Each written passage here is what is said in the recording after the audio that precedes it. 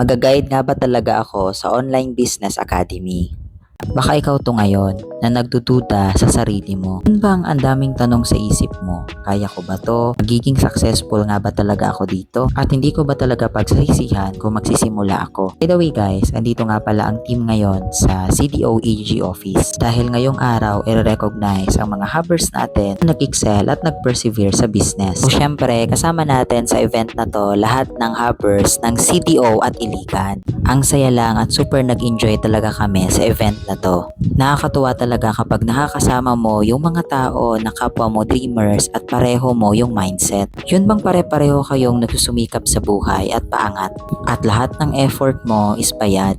Aside sa kumikita ka na, nare-recognize ka pa. Pero bakit ko nga ba sinishare ito sa inyo? Because this is just a proof. Kasi yung mga kasama ko dito na na-awardan at nare-recognize, kumikita at pumapaldo sa online, katulad mo lang yan sila dati. Katulad lang din natin sila na nagduda sa umpisa. Napatanong kung worth it nga ba talagang simulan itong UBA. Pero alam mo kung ano ang kaibahan namin? Kasi kami kahit may takot, nagsimula pa din. Kahit may duda, ginawa pa rin. Kahit hindi magaling. Kahit hindi kami sigurado kung magiging successful nga ba o hindi. Ang pinanghawakan lang namin ay ang pangako at pag-asa na magiging successful din kami katulad ng mga nauna sa amin. Tignan nyo na lang ako guys. From 17 years old na naghawlang dati, ngayon nagpa-top 1 na sa most number of directs. At sa mga times na to ko napapatunayan na hindi pala talaga kailangan na maging magaling para mag-umpisa.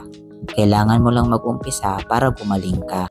Kasi imagine niyo yun guys, yung bata, na hirap ngang makapag-full payment dito sa UBA. Ngayon, nakikipagsabayan at na-awardan pa as top 1. Kaya nga, kung kinaya ko to, walang dahilan para hindi mo kayanin. Kung kinaya nga ng isang 17 years old, walang alam at walang experience sa buhay, ni hindi nga nakapag-experience na makapagtrabaho sa labas na pumaldo sa online, ikaw pa kaya? Basta simulan mo lang, everything will follow. See you on my next vlog.